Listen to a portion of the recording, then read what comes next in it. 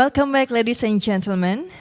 Now we are going to have our first plenary session entitled Winners and Losers in Performing Arts Digital Migration. There are two speakers on this session. They are Mr. Sinam Sutarno from Jaringan Radio Komunitas Indonesia or Indonesian Community Radio Network and Mr. Gustav Hariman from Common Room Network Foundation.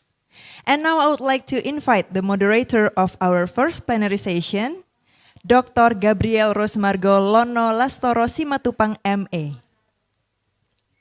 Good morning, Pak Lono. How are you? Good morning. How are you? I'm fine. And you? Yeah, I'm good too. So are you ready to host the first plenary session, Pak Lono? Yep. Okay. Okay, time is yours, Pak. Thank you. Selamat pagi teman-teman semuanya, Ibu Bapak sekalian. Izinkan saya memoderasi ini di dalam acara pada hari ini dalam bahasa Indonesia, supaya juga meskipun ini festival seminar internasional, kenapa tidak juga kita juga menggunakan bahasa Indonesia untuk kemudian sebagai wahana untuk bertukar gagasan, dan nanti sebisa mungkin bila diperlukan saya akan menyampaikannya menerjemahkannya dalam bahasa Inggris bila diperlukan. Tapi peserta saya tahu ada Pak Greg, ya, ada yang teman-teman yang lain mungkin juga sudah berbahasa Indonesia, gitu ya. Jadi izinkan saya mengawali sesi ini, plenary session yang pertama ini, untuk sedikit upaya menyambungkan apa yang sudah kita bicarakan kita bahas pada pertemuan sebelumnya, yaitu bahwa tadi kita sudah banyak mendiskusikan perkara-perkara digital migration gitu ya, perpindahan ke ruang digital, ya, dari fisik diingatkan macam-macam, dan sudah disebut-sebut juga perkara pemenang dan pecundang, gitu ya, winners dan losers, seperti itu. Ya, dua hal yang terkait dengan pertanyaan-pertanyaan seperti ini, ya, terkait dengan diskusi kita ini adalah perkara ya, di satu sisi ada katakanlah orang-orang yang bisa memanfaatkan itu, ya, perpindahan-perpindahan digital itu untuk budaya, ya, dan tadi banyak dibicarakan oleh Bu Wening dari perspektif katakanlah pelaku-pelaku dari dalang, dari pelaku-pelaku budaya yang komunitas yang lain sebagainya, begitu ya. Tetapi sebuah ekosistem budaya itu tidak hanya isinya adalah pelaku, ada produk, dan kemudian konsumen, ya. Tetapi ada pula juga peran-peran mediasi di sana, ya. Seperti tadi ditanyakan, muncul di dalam salah satu pertanyaan yang dalam sesi tanya jawab, bagaimana kehadiran negara, ya, untuk menjembatani katakanlah atau memediasi kesenjangan akses seperti itu, ya. Jadi pada kali ini sesi plenary session yang kali ini kita sangat bergembira, sangat terhormat, kita sangat senang bahwa ditemani oleh dua narasumber, yaitu Mas Sinam Sutarno, ya, dan juga Mas Gustav Hariman Iskandar, ya, yang keduanya telah banyak mempunyai pengalaman kerja malang melintang di dalam persoalan-persoalan mediasi ini, ya, menjembatani, jadi menjembatani komunitas, menjembatani mungkin orang-orang, pihak-pihak yang yang dalam asumsi kita tadi kurang beruntung, gitu ya, mengakses ini. Dan dari mereka kita ingin juga memperhatikan satu hal, yang seringkali tadi saya katakan seringkali terlupakan kalau kita membicarakan ekosistem sistem budaya gitu, yaitu peran mediator, ya, peran mediasi ini seperti ini. Nah, izinkan saya sebentar memperkenalkan secara sangat pendek begini, memperkenalkan para pembicara narasumber kita pada kesempatan kali ini. Yang pertama adalah Pak Sinam, nama lengkapnya itu adalah sebentar. Ya, nama lengkapnya adalah Sinam Mitro Sutarno, tapi lebih sering dipanggil dengan Mas Sinam Sutarno, gitu ya. Beliau adalah pendiri, tapi juga kemudian menjadi orang yang sangat aktif, ya, di dalam organisasi yang namanya Jaringan Radio Komunitas Indonesia, ya. Sekarang masih berperan sebagai ketua sampai 2013. Tetapi Mas Sinam ini juga bukan hanya bekerja untuk wilayah di Indonesia saja, berjejaring ini, tetapi juga sebagai wakil presiden dari AMARC Asia Pasifik itu sampai dengan 2023, sejak 2018 yang lalu. Jadi memang ini ada Mas Sinam ini terutama bekerja di dalam jaringan radio komunitas, tetapi mungkin juga sesuai dengan pengalaman-pengalaman dan juga dengan kondisi sekarang, mungkin juga dari radio masuk pada digital dan seterusnya, itu juga masuk pada persoalan-persoalan ini, ya. Yang dikerjakan oleh Mas Sinam ini banyak sekali sebetulnya. Saya tidak bisa menyebutkan satu persatu, ya. Tapi terkait dengan pekerjaan-pekerjaan yang terkait dengan suasana-suasana, misalkan kegentingan akibat bencana alam, bagaimana berjejaring membangun masyarakat ini, gitu ya. Tetapi juga di dalam persoalan-persoalan bagaimana menjamin suatu keterbukaan informasi gitu di dalam masa-masa pilkada dan lain sebagainya, seperti itu, ya. Yang pengalaman Mas Sinam ini sampai bahkan ke Papua juga, urusan ke sana. Juga tentang perlindungan perempuan dan perlindungan anak di Indonesia, begitu, ya. Ini yang pertama, Mas Sinam. Mas Gustaf, ya, di satu pihak yang saya berterima kasih sebentar pada Mas Gustaf. Saya kira teman-teman yang di seni rupa juga banyak, terutama di Jawa Barat, kenal dengan Mas Gustaf Iskandar ini, yang lulusan dari FSRT ITB, ya, yang kemudian aktif ikut mendirikan yang namanya Bandung Center for New Media Arts tahun akhir 2001, ya, yang akhirnya diubah menjadi Common Room Networks Foundation, gitu ya, di tahun 2006, yang kemudian juga beralih rupa lagi menjadi platform platform terbuka untuk kegiatan seni, budaya, dan ICT atau media tahun 2009, gitu ya.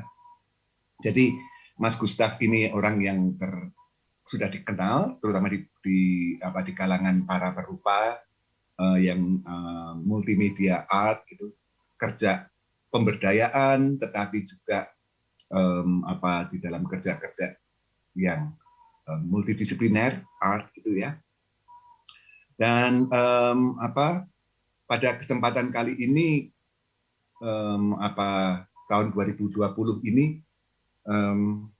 Mas Gustaf ini juga sudah masih berjalan program-program yang terkait dengan digital ini, yaitu Digital Access Program, ya, Foreign Commonwealth and Development Office dari UK ini dengan Indigenous Community Networks Platform, dan Tech Hub for Rural Innovation in Kasepuhan Cipta Gelar Village. Ini masih tetap berjalan, ya. Selain juga menjadi anggota dari anggota advisors dari Koalisi Seni Indonesia. Gitu. Ya, tentu dengan pengalaman-pengalaman kedua narasumber ini kita akan sangat bermanfaat, kita akan memperoleh manfaat untuk berbagi perkara-perkara, persoalan-persoalan bagaimana memediasi yang tadi menjadi pertanyaan-pertanyaan juga pada sesi pertama. Gitu. Ya, untuk tidak berpanjang lebih panjang lagi, saya akan segera memulai mempersilahkan para narasumber untuk menyampaikan presentasinya. 30 menit untuk Mas Sinan, kemudian dilanjutkan dengan 30 menit oleh Mas Gustaf, yang nanti kita punya sisa waktu sekitar 30 menit untuk tanya jawab. Gitu. Kami persilahkan pada Mas Sinan Sutarno. Silakan.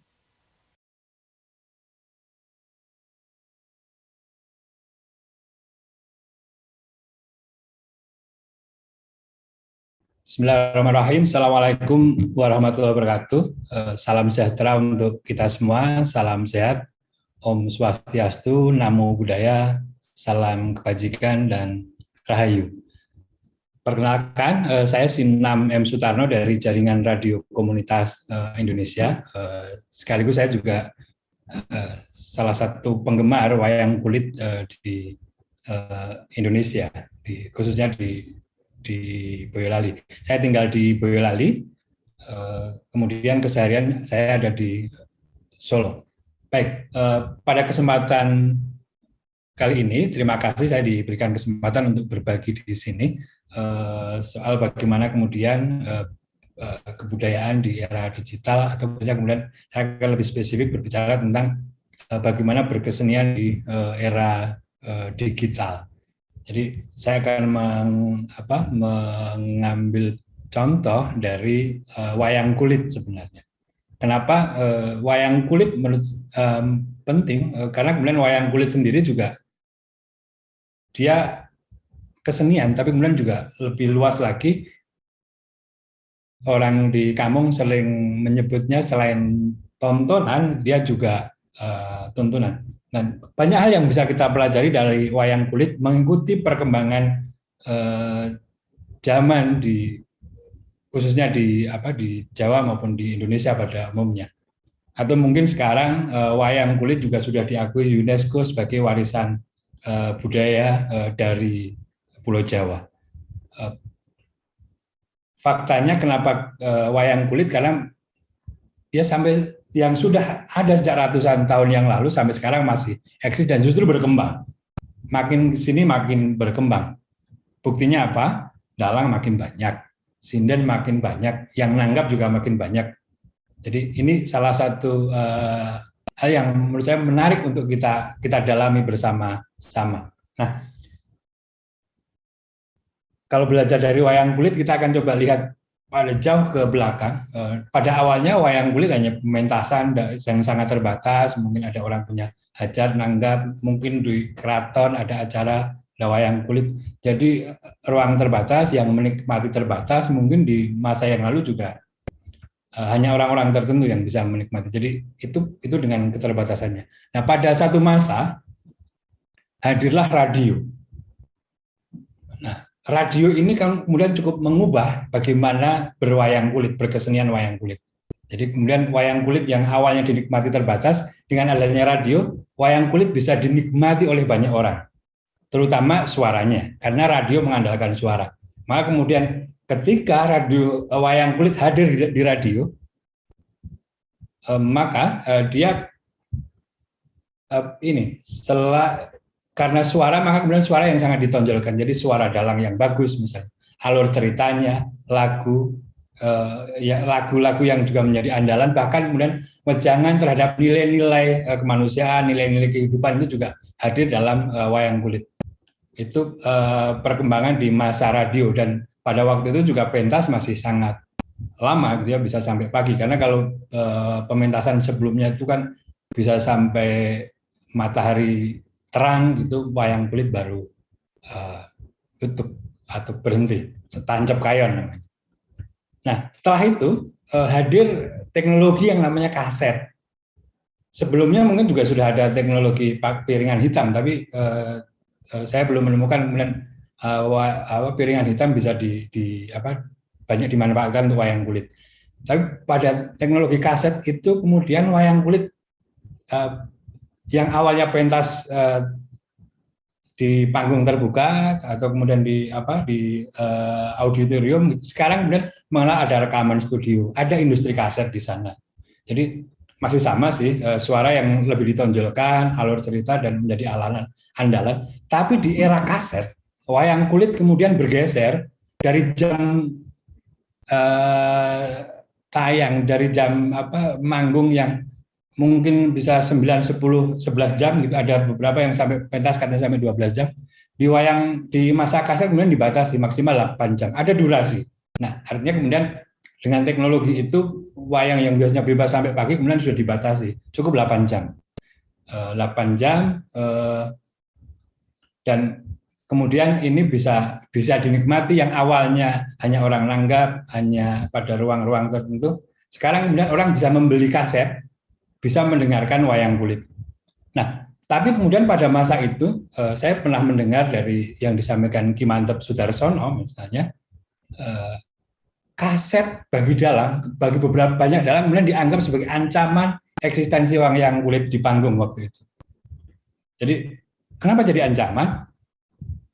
Karena orang yang misalnya mau menghadirkan wayang kulit dengan uang terbatas, dia tidak perlu mengundang dalang dan semua perangkat kesenian itu, cukup kemudian sewa tape recorder gitu, dan kemudian selama beberapa hari kemudian pentas wayang dengan hanya cukup menyetel kaset gitu. Jadi kemudian ada industri persewaan loudspeaker gitu, toa gitu, yang dulu sangat laris dan kemudian sambil kemudian membawa kaset wayang kulit itu. Nah ini teknologi waktu itu juga sudah dianggap sebagai ancaman. Kaset saja kemudian cukup mengancam. Nah ini yang kemudian beberapa Pak Mantep gitu ya dan beberapa dalang yang lain gitu melakukan perubahan, bahwa wayang yang ditonjolkan suara gitu, dari suara mungkin Pak Mantep tidak sebagus Pak Anom Suroto misalnya. Jadi kalau di era radio,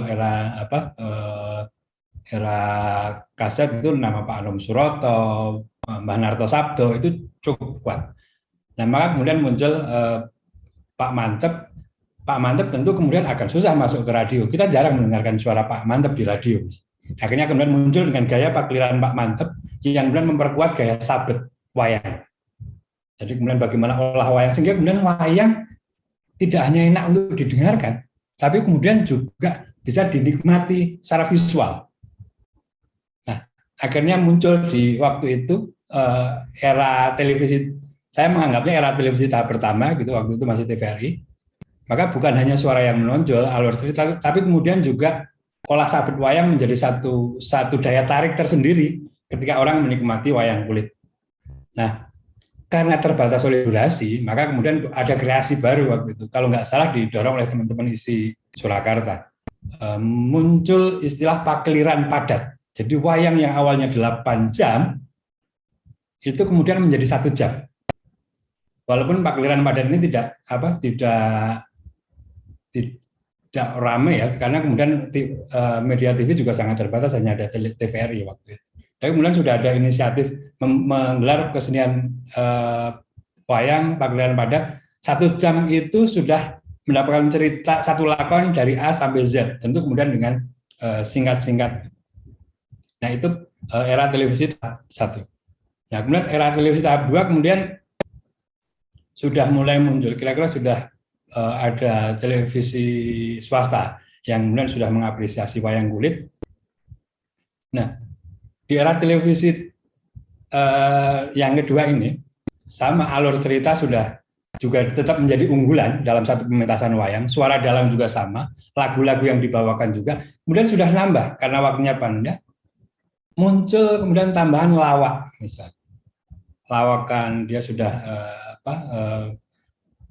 pelawak itu hadir dalam salah satu beberapa adegan, misalnya Limbuk Cange atau kemudian hadir di Goro-Goro misalnya. Itu kemudian Sabet juga dari sisi wayangnya sendiri juga sudah berubah karena dilihat di TV gitu. Kalau sejauh pengamatan saya di masa-masa ini sudah muncul wayang proto-emas gitu. Jadi wayang itu kemudian dikasih lapisan emas gitu, hingga wayang sendiri juga kalau dilihat bagus sekali. Kena lampu bisa mengkilat. Wayangnya sendiri sudah bagus. Kemudian ditambah lagi dengan lighting. Nah, ini sudah mulai berkembang lagi ya di masa-masa ini. Kemudian ada lighting yang dulu balincong untuk nyorot layar itu cukup dengan satu warna, kemudian sudah ada warna-warna seperti mungkin juga terpengaruh dengan kayak lampu-lampu disco misalnya begitu. Nah, di era televisi tahap 2 ini pakliran wayang sudah agak panjang, itu sekitar 5 jam, walaupun tidak seutuh kalau pentas-pentas seperti di kampung-kampung, tapi sudah 5 jam selesai. Nah, kelemahannya memang di era ini ya hanya dalang-dalang kondang saja yang bisa masuk TV. Jadi dalang-dalang yang biasa tidak bisa, gitu, tidak bisa menembus itu. Ruangnya sangat terbatas. Tapi dampaknya sebenarnya cukup menggairahkan pentas-pentas wayang di desa-desa. Di desa-desa cukup banyak pentas wayang yang terinspirasi dari pentas-pentas di televisi itu. Bahkan kemudian juga di masa ini berubah ya. Dulu yang awalnya ketika sudah tampilan begitu, dulu yang pesinden itu semuanya duduk, di masa-masa ini juga muncul Ki Joko Edan misalnya dari Semarang gitu, yang kemudian pesinden itu sudah berdiri. Bahkan beberapa sudah ditambah dengan penyanyi dan memasukkan musik-musik seperti gitar, keyboard, drum gitu, yang kemudian suasananya kemudian menjadi lebih rame gitu, karena begitu sudah masuk ke dunia televisi penikmatnya berubah. Bukan hanya orang Jawa saja, tapi orang yang di luar Jawa juga sedang menonton dan mereka pengen ikut menikmatinya. Sehingga mungkin dari bahasa beberapa juga menggunakan dialog-dialog Goro-Goro atau Purnakawan gitu, sudah menggunakan bahasa-bahasa Indonesia. Nah, ada pelajaran penting dari dua perjalanan di ini. Jadi perubahan media, ruang atau panggung itu juga akan mempengaruhi atau mengubah khalayak dari sedikit menjadi banyak, dari terbatas menjadi luas, dari homogen menjadi heterogen. Jadi dari yang seragam menjadi beragam, dari yang hanya orang Jawa kemudian juga di situ ada orang Sunda, orang Betawi, orang yang kemudian juga saat melihat TV ya mereka juga pengen tahu, misalnya pengen mengetahui apa. Nah, akhirnya kemudian juga beberapa dialog-dialog tadi dipengaruhi juga ada yang kemudian memasukkan bahasa Indonesia dalam pementasannya. Kemudian perubahan teknologi juga akan mempengaruhi keterjangkauan maupun cara menikmati, misalnya dari audio, video, musik, dan kontennya. Jadi saat hanya audio saja, maka kemudian yang ditonjolkan adalah suara. Tapi begitu sudah pada ruang video, maka kemudian juga sudah tadi wayangnya sudah semakin bagus misalnya, sabetnya juga semakin bagus, terus kemudian juga bahkan panggungnya gitu. Pak Mantep itu mempelopori misalnya panggung wayang kulit pertama kali dengan lebar clear 14 meter. Nah ini secara gelar itu juga sudah wow gitu. Nah, ini yang saya kira yang bisa kita lihat dari perjalanan sampai di masa televisi. Nah, bagaimana kemudian berwayang kulit di era digital atau berkesenian di era digital. Nah, kalau berbicara era digital, sebenarnya ada satu situasi penting yang kemudian cukup mempengaruhi kita semua. Namanya pandemi COVID-19 yang terjadi sampai saat ini. Kalau boleh mengambil istilah di zaman lalu ya, ada menghamil tuakan situasi revolusi begitu di masa yang lalu. Kira-kira begini, kalau menurut pendapat saya, pandemi COVID-19 ini menghamil tuakan situasi migrasi masyarakat digital itu. Jadi kemudian orang dipaksa mau nggak mau, suka nggak suka masuk ke ruang digital. Karena kemudian ruang tatap muka memang terbatas sama sekali, di rumah saja misalnya, kemudian jaga jarak, terus ada PPKM, ada pembatasan-pembatasan yang lain, sehingga kemudian faktanya semua panggung wayang kulit tutup, sehingga yang tidak bisa berkesenian lagi pada tahap. Nah, tapi kemudian dalam perkembangannya kita mungkin juga harus mengakui kehebatan almarhum Ki Seno Nugroho. Jadi kalau saya amati itu di YouTube-nya itu subscriber-nya itu sampai 600.000. Ini banyak sekali untuk wayang kulit. Nah, dan yang paling menarik sebenarnya kalau saya mendengar dari beberapa dalang, saya sampai menyebut begini, ada wayang kulit gagrag pandemi. Jadi wayang kulit yang kemudian memang diolah dari proses pandemi itu sendiri. Apa? Salah satunya misalnya medianya YouTube. Dulu YouTube hanya untuk menyimpan wayang-wayang kulit yang sudah dipentaskan di masa lalu. Sekarang itu kemudian bisa menjadi media live. Pentas live di YouTube dan kemudian interaksi, sampai kemudian bagaimana interaksinya melalui chatbox, minta lagu melalui chatbox. Jadi hubungannya kemudian juga makin dekat walaupun faktanya jauh. Jadi ada satu media YouTube, penontonnya daring. Nah, dalam gagrag pandemi ini suara, alur itu juga menjadi kekuatan. Cuma kemudian alur cerita menjadi sangat dipadatkan. Jadi kalau wayang dulu ada jajaran pertama begini, sekarang mungkin langsung dengan satu adegan segini sudah mulai untuk menjelaskan membuka alur wayang itu. Tidak, dulu jajaran pertama, adegan pertama itu bisa 1 jam lebih. Sekarang bisa mungkin hanya 10 menit, 15 menit, 20 menit jajaran pertama selesai. Jadi ada perubahan alur cerita yang kemudian dipadatkan, sabet masih menjadi andalan, kemudian lagu-lagu dan lawakan. Nah, kemudian juga berubah, yang nanggap juga berubah ternyata. Jadi kalau dulu orang nanggap wayang itu harus di rumahnya menyediakan panggung, sekarang beda lagi. Nanggap itu bisa di rumah dalangnya. Jadi Pak Dalang main di rumahnya Pak Dalang, kemudian disyuting, yang nanggap datang ke rumah Pak Dalang, beberapa orang dengan sangat terbatas protokol kesehatan. Nah ini ada perubahan yang menurut saya juga adaptasi ini cukup cepat dilakukan oleh teman-teman wayang kulit ya Pak dalang kita. Sampai kemudian ada saweran online misalnya, orang kemudian meminta lagu yang biasanya nyawer langsung menggunakan rekening misalnya, ngirim berapa.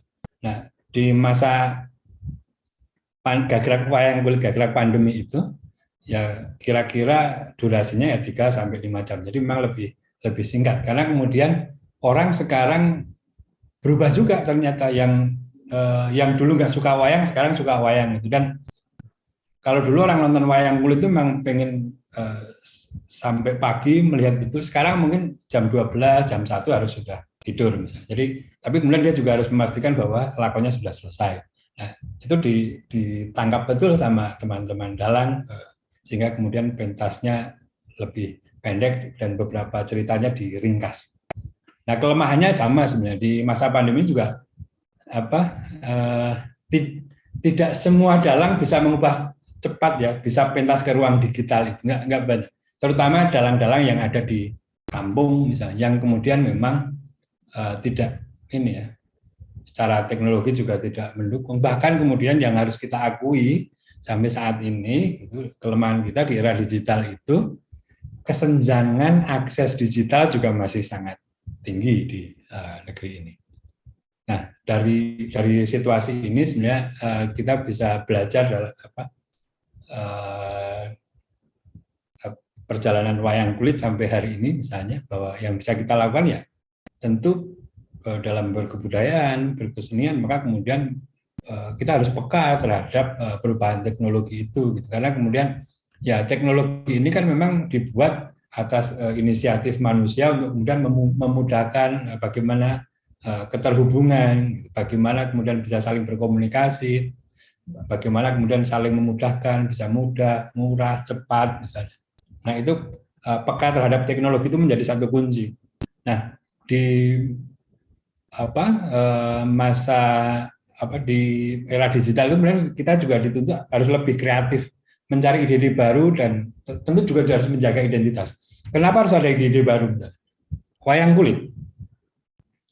Kalau dia pentas dalam satu lakon, terus kemudian besok pentas dia masih dengan banyolan yang sama, masih dengan enggak berbeda, maka kemudian orang akan sama lagi gitu. Nah, ternyata sekarang tantangannya justru lebih berat karena kemudian semuanya terekam. Kalau live di YouTube, maka kemudian masih bisa dilihat terus-menerus.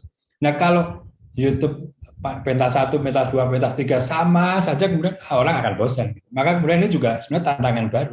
Harus lebih kreatif lagi karena karya kita saat ini itu akan dibandingkan dengan karya sebelumnya, gitu. Dan karya yang sudah ini juga akan dibandingkan lagi dengan karya-karya yang akan datang.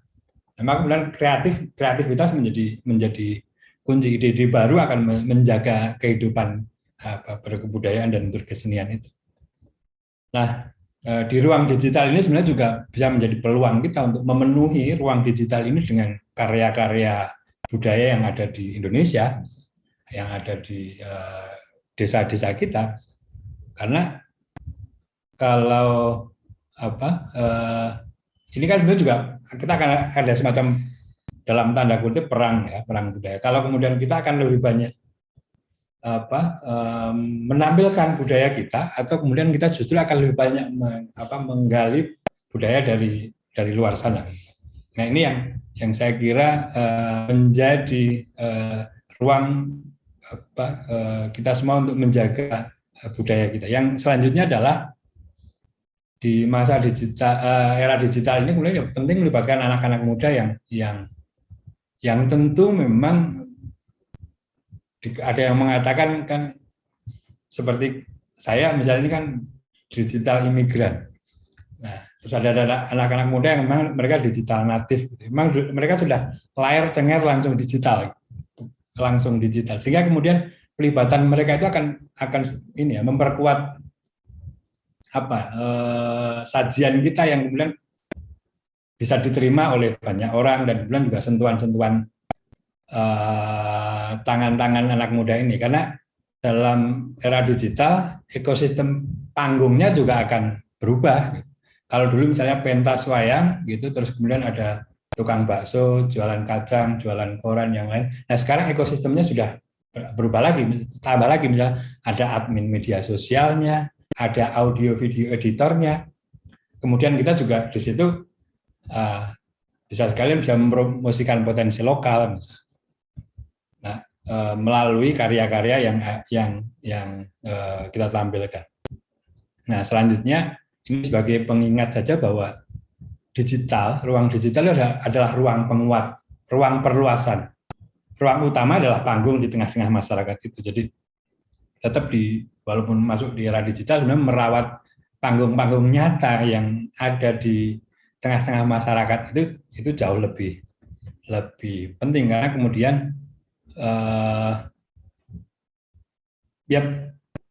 itu intinya. Soal teknologi, barangkali ke depan juga akan ada perubahan teknologi lagi, dan kemudian mungkin era YouTube juga tidak akan bisa jadi akan pada suatu saat juga akan bergeser lagi. Nah ini yang penting kemudian merawat panggung-panggung di tengah masyarakat itu, sehingga kemudian apapun perubahannya tapi bahwa identitas utamanya tetap terjaga. Nah di terakhir ingin saya sampaikan, jadi bagaimana kemudian yang kita lakukan ini mampu menjamin budaya ini tetap eksis di era digital.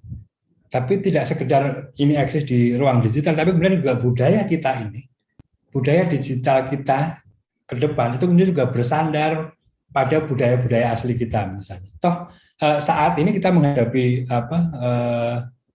sesuatu yang mungkin tidak kita bayangkan. Orang kemudian menjadi doyan hoax, doyan sesuatu yang sebenarnya mungkin lebih destruktif gitu ya. Misalnya di salah satu platform di sana orang lebih banyak saling hina, saling ini. Nah, itu sebenarnya juga bukan budaya yang kita miliki. Nah, di ruang digital itu kemudian juga kita punya tanggung jawab bagaimana kemudian memperbaiki ruang-ruang digital itu agar lebih ramah dan tetap berbudaya. Saya kira itu. Terima kasih atas kesempatannya. Wallahu a'lam bishawab. Assalamualaikum warahmatullahi wabarakatuh. Waalaikumsalam warahmatullahi wabarakatuh. Terima kasih Mas Sinam. Tadi ada bagian poin yang penting yang nanti mau bisa kita elaborasi lebih lanjut, yaitu bahwa digital itu perkara mediasi, dan perkara bagaimana kita memediasi itu. Mungkin nanti kita akan juga memperoleh pengalaman dalam tanya jawab, memperoleh pengalaman-pengalaman Mas Sinam terkait dengan memediasi lewat hal-hal seperti ini, gitu ya. Baik, selanjutnya saya persilahkan Mas Gustaf untuk menyampaikan presentasinya sekitar 30 menit, dan saya ingatkan teman-teman semua, Ibu Bapak sekalian, untuk menuliskan pertanyaan-pertanyaan di dalam chat box atau nanti dengan raise hand gitu. Baik, silakan Kang Gustaf. Baik, terima kasih. Assalamualaikum warahmatullahi wabarakatuh. Sampurasun, salam sejahtera, salam kebajikan. Mudah-mudahan kita semua dalam keadaan sehat ya. Sekali lagi saya ucapkan terima kasih nih, kayak teman-teman semua nih ada di sini jadi kayak reuni ya. Udah lama nggak ketemu, tapi ya mudah-mudahan perjumpaan kita di ruang virtual ini jadi obat kangen gitu. Saya akan coba sharing beberapa pengalaman. Saya senang banget tadi Kang Sinam cerita tentang wayang golek, wayang kulit. Karena dalam tulisan pengantar yang saya kirimkan ke panitia, salah satu contoh yang saya tuliskan itu ya perkembangan wayang kulit ini ternyata juga sangat adaptif dengan situasi pandemi gitu. Saya mungkin akan cerita pengalaman saya bersama dengan teman-teman mengembangkan aktivitas di Kampung Cipta Gelar yang notabene juga merupakan wilayah yang cukup terpencil meskipun lokasinya tidak terlalu jauh dari Jakarta gitu. Tapi sebelumnya tadi waktu saya dikirim undangan untuk ikut diskusi dalam sesi ini agak kaget juga ya.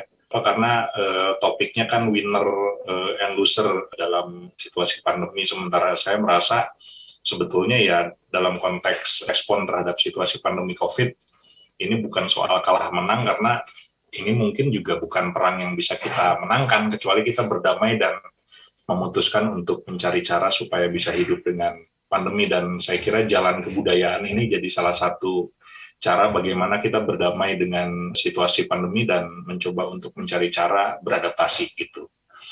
Nah, tadi juga Kang Sinam cerita bagaimana dalam perkembangannya berbagai bentuk kesenian tradisional sebetulnya mengalami proses adaptasi dan perubahan yang terus-menerus gitu, meskipun dalam perkembangannya nggak semua bisa menerima secara lapang dada gitu ya, tapi perkembangan teknologi khususnya media digital ataupun barangkali juga media analog ini juga memberikan wajah perkembangan tersendiri dalam khazanah perkembangan kesenian tradisional kita gitu. Dan tadi yang dipaparkan oleh Kang Sinam barangkali beberapa contoh-contoh penting yang bisa kita pelajari bersama. Nah, saya mau cerita tentang bagaimana migrasi digital dalam pertunjukan seni tradisional di Indonesia itu juga terjadi dalam lingkungan masyarakat adat Kasepuhan Cipta Gelar. Tapi sebelum saya masuk ke masuk pada cerita soal itu, ada beberapa catatan yang juga rasanya penting untuk disampaikan.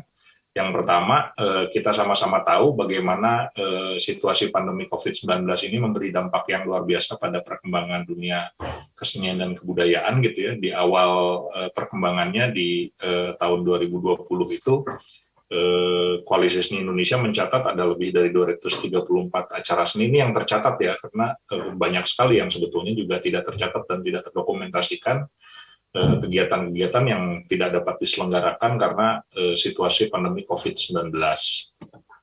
Nah, yang juga penting untuk kita catat bersama sebetulnya sebelum ada situasi pandemi kita sudah masuk pada pola hidup baru.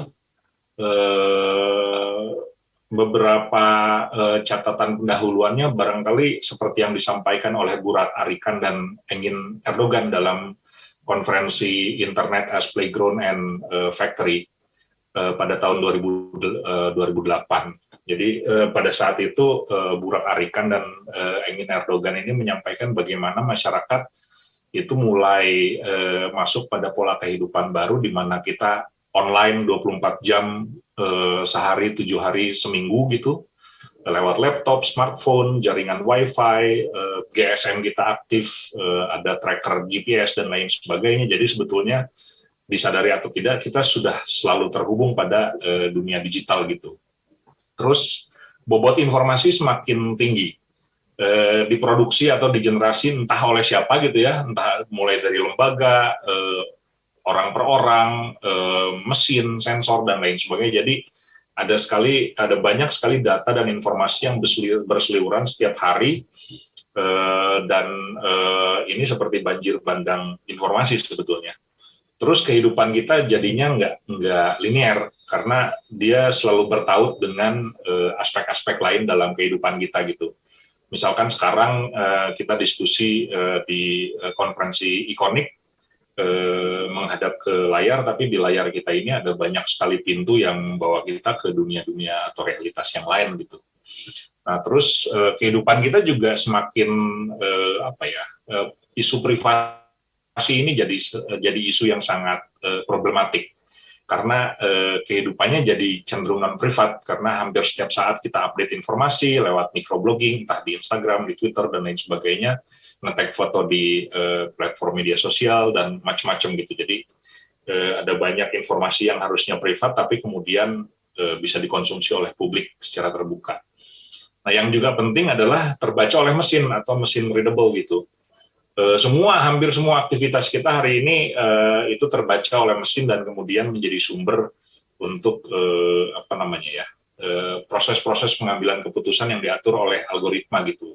Dan ini juga di satu sisi peluang, tapi di satu sisi juga persoalan.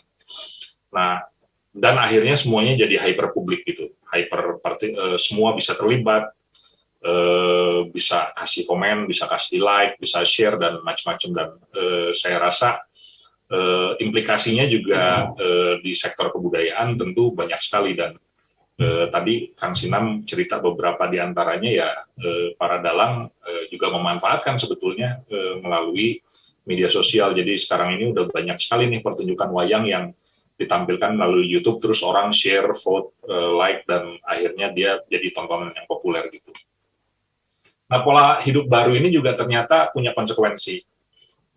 Kalau misalnya dulu itu interaksi kita, bagaimana kita mempersepsi dan membangun imajinasi akan kenyataan itu ya cukup dengan interaksi langsung dengan realitas sehari-hari atau orang yang kita kenal gitu. Tapi saat ini karena semua dimediasi oleh mesin-mesin digital gitu ya, entah itu internet atau platform digital atau apapun, itu ada 3 komponen yang kemudian jadi penting. Jadi interaksinya bukan lagi tubuh kita dan lingkungan, tapi juga di tengahnya tuh ada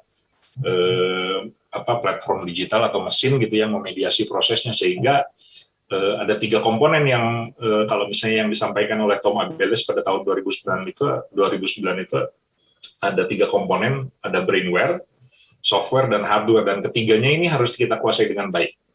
Kita harus punya skill, punya keterampilan, punya pengetahuan gitu ya, bagaimana memanfaatkan software dan hardware ini dengan baik gitu.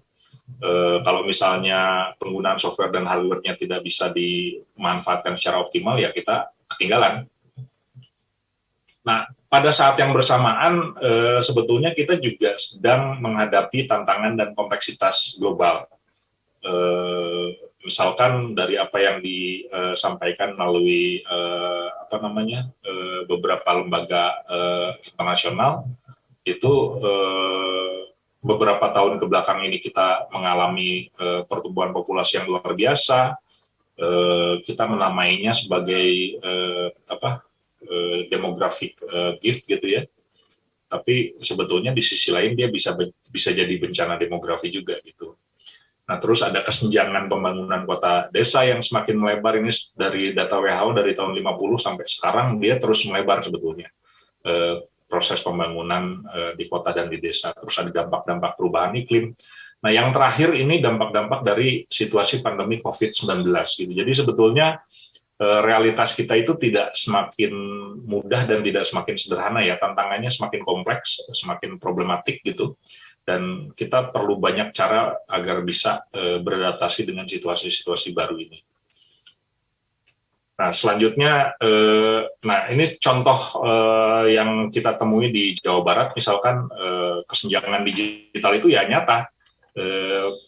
Pada saat pandemi melanda, terus kegiatan belajar mengajar itu dibatasi, di Jawa Barat sendiri ada 42.000 pelajar nggak bisa dapat layanan internet dan nggak bisa ikut belajar. Ini baru di Jawa Barat ya, belum di Indonesia, belum di luar Jawa gitu. Jadi bahkan ada laporan yang menyebutkan lebih dari 12.000 desa di Indonesia itu tidak terkoneksi, tidak memiliki koneksi internet, dan ini persoalan sebetulnya.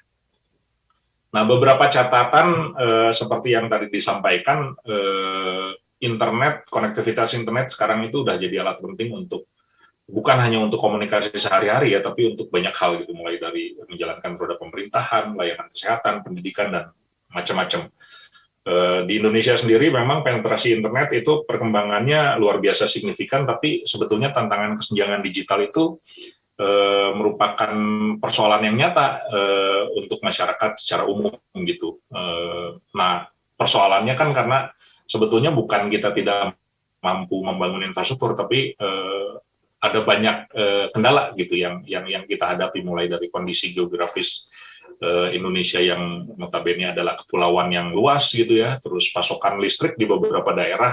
Ini teman saya cerita, ya masih di Jawa Barat, sebelah selatan itu sekarang lagi mati listrik karena musim hujan, sehingga internet susah diakses tuh di sana.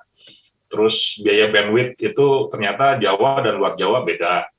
Perangkat yang layak juga tidak semua orang punya, tidak semua orang juga bisa memproduksi konten dan pengetahuan lokal, sehingga di beberapa daerah internet dirasa kurang relevan gitu.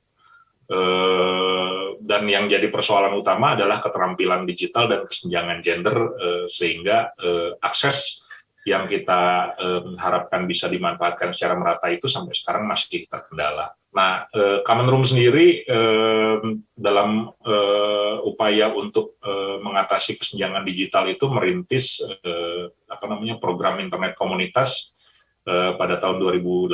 Sebetulnya sejak tahun 2013-2014 kita mulai mengarah ke sana, tapi 2018 itu kita mendapatkan kesempatan untuk membangun infrastruktur internet berbasis komunitas, dan pada tahun 2019 inisiatif ini kemudian menjadi bagian dari Digital Access Program yang didukung oleh Foreign Commonwealth and Development Office. Kita berkolaborasi juga dengan Association for Progressive Communications gitu ya, yang intinya gimana secara bersama-sama kita bisa mengatasi tantangan kesenjangan digital. Dan program ini sebetulnya nggak dilaksanakan bukan hanya di Indonesia, tapi juga secara simultan dilaksanakan di Kenya, di Nigeria, Afrika Selatan, Brazil, Myanmar, India, dan beberapa negara berkembang yang lain gitu.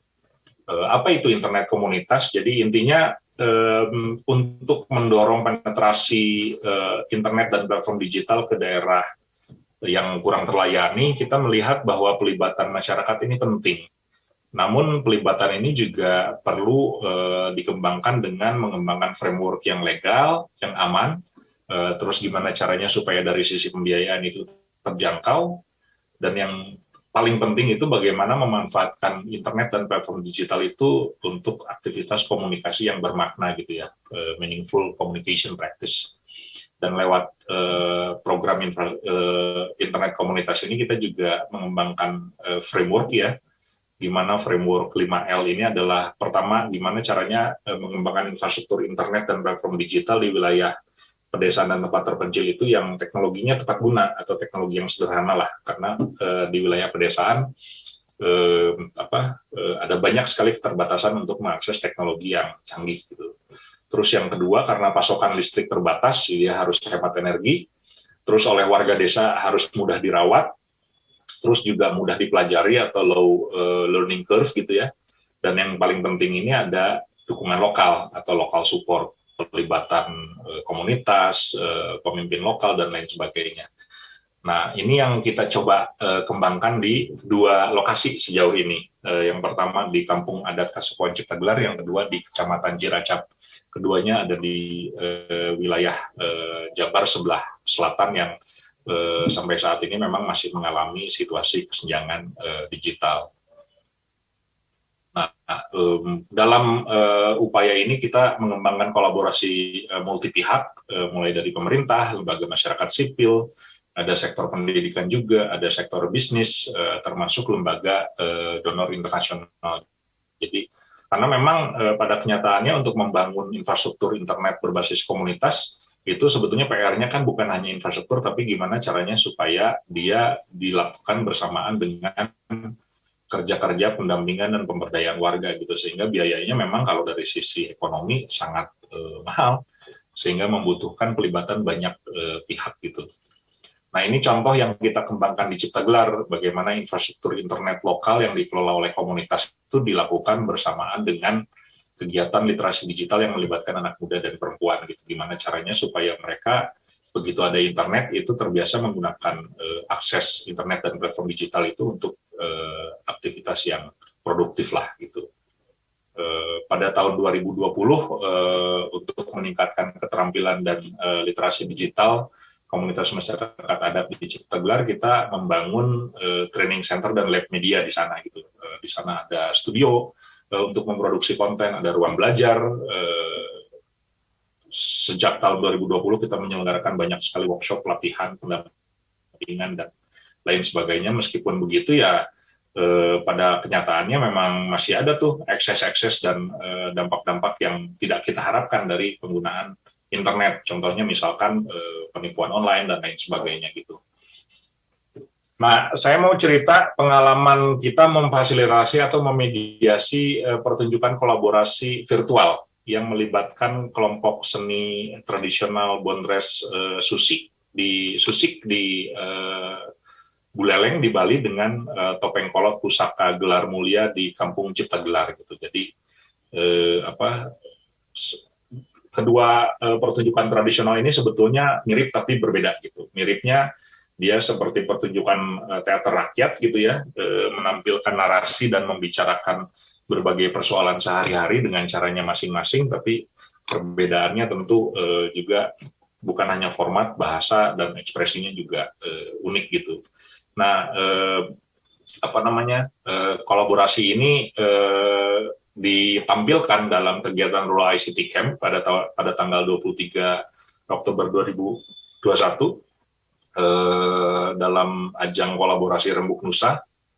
Ini kolaborasi Rembuk Nusa ini adalah kolaborasi multi stakeholder yang melibatkan banyak sekali pihak yang salah satu tujuannya adalah secara bersama mengatasi tantangan kesenjangan digital sekaligus juga mendorong kerja-kerja pelatihan, pendampingan dan pemberdayaan warga untuk meningkatkan keterampilan dan literasi digital supaya dapat beradaptasi dengan situasi-situasi baru secara lebih progresif gitu. Nah, pentas ini difasilitasi selain oleh Kemenrum juga oleh ICT Watch bersama dengan teman-teman di Nuansa Giri FM di Buleleng. Nah, dalam prakteknya pertunjukan ini bicara tentang penanganan hoax di masa pandemi COVID-19, selain juga upaya untuk merawat toleransi dan keanekaragaman budaya di internet. Nah, yang menarik di sini ini ternyata dialog virtual dari dua kelompok pertunjukan ini ternyata melahirkan ekspresi-ekspresi baru yang menarik dan sangat inspiratif ya di tengah segala keterbatasan yang dimiliki gitu, karena begitu dimediasi dan dikonversi ke dunia digital, pertunjukan yang yang sedianya awalnya kan pertunjukan tradisional itu sangat mengandalkan interaksi, fleksibilitas gitu ya, dan ekspresi-ekspresi yang bersifat spontan gitu.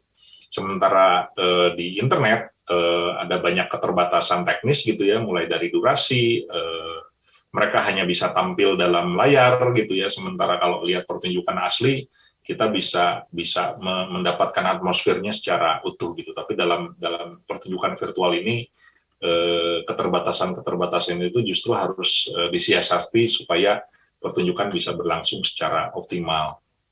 Nah, ini ada beberapa catatan yang jadi pembelajaran buat kita saat memfasilitasi pertunjukan ini. Yang pertama sebetulnya adalah tantangan kesenjangan digital ini persoalan yang nyata dan urgensinya sangat tinggi, bukan hanya urgensi ya, tapi mungkin kita udah masuk ke level emergensi nih sekarang, terutama untuk wilayah-wilayah di daerah pedesaan dan tempat-tempat terpencil. Akses internet ini juga sudah jadi kebutuhan esensial yang harus dipenuhi, dan dan tantangan digitalnya harus diatasi secara bersama-sama. Dan untuk mengatasi tantangan digital ini ya perlu upaya khusus dan sungguh-sungguh, nggak bisa setengah-setengah, karena memang kondisinya alam Indonesia ini tantangannya luar biasa ya. Untuk masuk ke pelosok itu perlu perjuangan gitu. Kita juga saat mengembangkan infrastruktur internet di Ciptagelar itu naik turun gunung, dan itu juga membutuhkan upaya yang luar biasa gitu. Nah, untuk masalah mengatasi tantangan kesenjangan digital ini, sebetulnya persoalan infrastruktur itu bisa diatasi secara cepat. Yang paling sulit itu adalah mengatasi tantangan digital di level warga. Jadi memang harus ada upaya untuk meningkatkan keterampilan literasi digital gitu ya, lewat proses pendampingan serta pemberdayaan yang barangkali nggak ada ujung pangkalnya. Kadang-kadang kan kita berpikir cukup mungkin pelatihan sekali, 2 kali, 3 kali, tapi ternyata pembelajaran itu ya harus berlangsung sepanjang hayat, karena tantangan-tantangan dalam ranah digital ini juga terus berkembang seiring dengan pesatnya perkembangan teknologi. Nah, tapi dalam konteks ini pemanfaatan internet dan platform digital itu bisa jadi sarana alternatif sebetulnya untuk mendukung pemajuan kebudayaan di wilayah desa dan tempat terpencil. Jadi sebetulnya tetap meskipun ada banyak sekali tantangan gitu ya, tapi kita melihat ini sebetulnya peluang yang penting untuk bisa kita penuhi gitu. Nah, selanjutnya kalau dalam pengamatan saya, seperti apa yang tadi disampaikan oleh Kang Sinam gitu ya, sebetulnya pelaku kesenian tradisional di Indonesia tuh punya daya lenting, fleksibilitas, dan kemampuan adaptasi yang tinggi. Sebetulnya kalau kita tarik dalam sejarah perkembangannya, migrasi secara digital tanda kutip gitu ya, tidak hanya terjadi saat ini. Kita mencatat sebetulnya pada tahun 1937 itu pernah ada pertunjukan tari yang sangat menarik gitu ya, ditampilkan oleh Gusti Nurul kalau nggak salah waktu itu di Den Haag, sebagai hadiah pernikahan untuk untuk Putri Juliana dan Pangeran Bernard kalau nggak salah. Nah, saat itu karena membawa seperangkat gamelan dan penabuhnya itu secara teknis agak susah, akhirnya diputuskan untuk memainkan gamelan di Pura Mangkunegaran, dan kemudian menyiarkan gamelan itu melalui radio, dan radio itu kemudian ditangkap di Den Haag dan kemudian mengiringi pertunjukan tari yang ditampilkan oleh Gusti Nurul. Jadi kita lihat sebetulnya masyarakat kita tuh memiliki kemampuan adaptasi yang luar biasa, bisa melakukan improvisasi dan memanfaatkan teknologi untuk kepentingan-kepentingan tertentu gitu. Jadi ini bukan sesuatu yang baru, dan kita bisa sebut juga sebetulnya pada tahun 2005 itu seorang seniman new media sempat juga menyatakan dalam satu konferensi di Bandung bahwa sebetulnya nggak ada yang baru tuh dalam perkembangan seni media baru, karena dalam setiap zaman itu pasti selalu ada media baru, dan bahkan pada masanya wayang kulit, wayang golek, fotografi dan lain sebagainya itu ya dilihat sebagai media baru yang memungkinkan kita untuk melakukan kerja-kerja ekspresi artis, produksi karya artistik dan ekspresi budaya gitu. Jadi pasti akan ada selalu ada kebaruan, selalu ada inovasi, selalu ada proses adaptasi gitu ya. Dan situasi pandemi COVID ini salah satu momentum yang mendorong proses-proses adaptasi itu menjadi berkembang lebih cepat. Nah, tapi yang juga penting dicatat adalah pemanfaatan jaringan internet dan platform digital ini punya sejumlah keterbatasan dan punya potensi mereduksi aspek-aspek auratik dari seni pertunjukan tradisional gitu, sehingga memang pasti ketika dia ditampilkan melalui internet atau platform digital, seni pertunjukan tradisional ini menemukan format yang baru dan kehilangan aspek-aspek auratik yang selama ini kita kenal. Sehingga ya kalau mau lihat pertunjukan yang real ya harus dilakukan secara langsung. Nah, untuk praktik kesenian dan ekspresi kebudayaan yang masih memiliki keterkaitan erat dengan tradisi spiritual dan lokalitas tertentu, ya menurut saya sih tetap perlu dipertahankan ya. Tapi karena saat ini ada situasi pandemi COVID, mau nggak mau harus dilakukan dengan protokol kesehatan supaya kita bisa mencegah penyebaran virus COVID-19 di masyarakat secara umum gitu. Nah, yang terakhir saya catatan ini menyepakati kesimpulan yang tadi disampaikan oleh Kang Sinam gitu ya, bahwa migrasi ke ranah digital ini sebetulnya peluang baru nih bagi perkembangan seni tradisional. Bukan hanya untuk memperluas ranah eksplorasi, tapi juga dia memperluas ruang apresiasi sehingga dia dapat menunjang perkembangannya di masa depan. Nah, kurang lebih cerita dari saya seperti itu. Barangkali lebih seru kalau kita ngobrol-ngobrol dan sharing pengalaman dan pandangan kita. Gitu. Terima kasih Pak Lono. Ya, terima kasih Kang Gustaf. Oke, teman-teman sekalian, itu tadi penyampaian oleh Mas Sinam dan Kang Gustaf sudah dipaparkan, yang pada intinya kalau memang mau saya temukan garis penghubungnya adalah bahwa media digital ini menjadi alternatif baru begitu ya, yang kemudian memberi peluang-peluang untuk entah itu kerja kreatifnya, tetapi juga tadi Mas Sinam juga menyatakan itu jangkauannya juga yang lebih luas dan seterusnya begitu ya. Tapi yang juga menarik dari itu ya, dari yang disampaikan oleh Kang Sinam tadi, bahwa upaya-upaya seperti ini kalau sampai pada memfasilitasi, memediasi pada persoalan, pada kehidupan atau praktik-praktik seni budaya di komunitas lokal gitu, itu memerlukan berbagai macam upaya yang mungkin memerlukan pihak lain ya, seperti mungkin juga yang kalau yang dilakukan oleh Mas Sinam juga seperti itu dengan radionya, atau Kang Gustaf dengan program-programnya yang sampai pada urusan entah itu memperbaiki atau memperkuat infrastrukturnya begitu kan. Tetapi selain itu juga digital literacy gitu, kemelekan digital gitu ya pada warga itu, yang kalaupun itu menjadi suatu upaya yang besar ya, yang memerlukan banyak biaya, maka dari Mas Sinam dan juga Mas Gustaf juga saya kira punya pengalaman bagaimana kerja-kerja semacam ini memerlukan kerjasama multi stakeholders gitu ya, dari berbagai macam pihak gitu. Baik, saya memberi kesempatan kita untuk mempunyai waktu untuk diskusi sampai dengan jam 12:30 nanti ya. Kami persilahkan untuk memberikan pertanyaan-pertanyaan entah lewat chat box maupun dengan raise hand. Saya baca dulu di chat box ya. Ini ada dari Mas Kendal gitu. Dan nanti Mas Yusuf ya, nanti akan yang raise hand itu nanti akan kesempatan berikutnya gitu ya. Jadi Mas Kendal punya pertanyaan untuk kedua presenter ya. Seberapa jauh alih media internet ini dapat membawa seluruh suasana peristiwa kultural yang ada sehingga setiap generasi dapat tetap menghayati sepenuh rasa gitu ya, atas nilai jalanan. Jadi perkara keseluruhan apa yang bisa dan apa yang tidak bisa di dalam hal delivery dari peristiwa itu. Ya.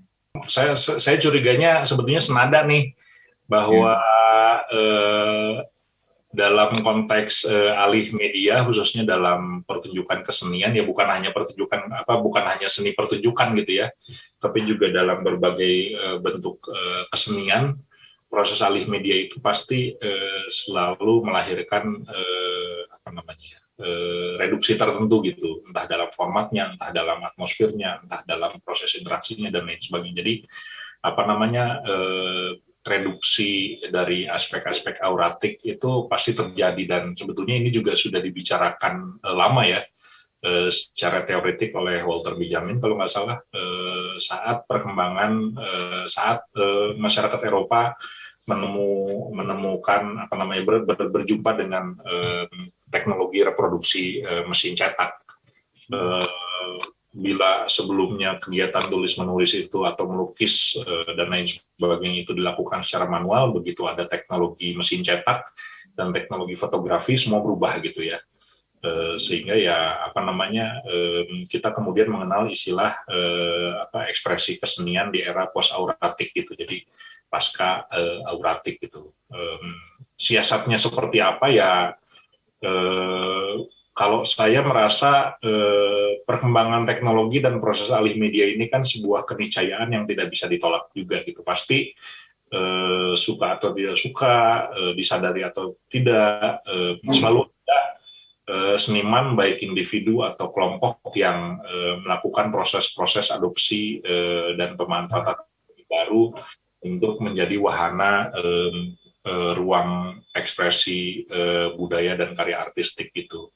Namun di luar itu saya rasa ya tetap kita memerlukan ruang-ruang yang konkret ya, terutama untuk praktek-praktek kesenian dan ekspresi kebudayaan yang terutama memiliki nilai-nilai spiritual tertentu yang memang tidak mungkin untuk dialihkan ke ruang yang lain gitu. Nah, ruang-ruang yang konkret ini tetap harus dijaga, tetap harus dipelihara gitu ya. Di Ciptagelar misalkan sampai sekarang itu tetap ada keputusan pembatasan kunjungan dari luar untuk membatasi, untuk mencegah penyebaran virus gitu ya. Di sana ritual-ritual tertentu tidak dihentikan serta-merta, serentahun masih berjalan, kegiatan tandur masih ada, apalagi kalau di lingkungan masyarakat tradisional pasti interaksi fisik itu tidak mungkin bisa dicegah dan dibatasi gitu. Hampir semua ritual dan kegiatan budaya itu melibatkan orang yang jumlahnya tidak sedikit gitu. Dan kalau misalnya atas nama situasi pandemi itu semua harus dihentikan ya akan jadi semacam situasi genosida budaya juga ya, itu penghilangan masa dan itu bahaya sebetulnya. Jadi buat saya sih tetap untuk tidak menghilangkan aspek-aspek auratik dari karya artistik dan ekspresi budaya khususnya di lingkungan masyarakat tradisional, ya nggak mungkin lah kita hilangkan gitu praktek-praktek kesenian dan ekspresi kebudayaan yang ada, itu harus tetap ada, tapi harus kita jaga. Dalam situasi pandemi ya tentu mau nggak mau harus pakai protokol kesehatan gitu ya, dan ritual-ritual itu tetap harus berjalan karena dia punya fungsi spiritual dan makna simbolik yang spesifik yang dia menjadi penyangga budaya masyarakat terkait gitu. Nah, untuk proses alih budaya ya itu tadi untuk memperluas jangkauan, untuk memperluas ranah eksplorasi, untuk menciptakan ruang-ruang kemungkinan apresiasi yang baru ya tetap adopsi teknologi itu juga penting untuk didukung. Dan saya rasa ya karena banyak keterbatasan ya kalau di lingkungan pedesaan dan tempat-tempat terpencil itu tadi kita masih punya persoalan kesenjangan digital, sehingga ya perlu ada intervensi atau keterlibatan dari pihak-pihak lain supaya ada proses mediasi dan pemajuan kebudayaan di lingkungan pedesaan dan tempat terpencil itu tidak tertinggal gitu. Jadi memang ini harus melibatkan banyak pihak, dan ini saya kira ikhtiar bersama yang barangkali jadi ikhtiar sepanjang hayat ya, karena situasi pandemi ini kan ya kita sudah hidup di saya balik lagi ke apa yang disampaikan oleh Arundhati Roy gitu di awal tulisan pengantar saya, bahwa ini kita udah masuk ke gerbang situasi abad baru gitu ya, abad pandemi, malah sudah ada istilah generasi baru nih, generasi pandemial gitu, ada generasi yang lahir di situasi pandemi. Nah ini ya kita harus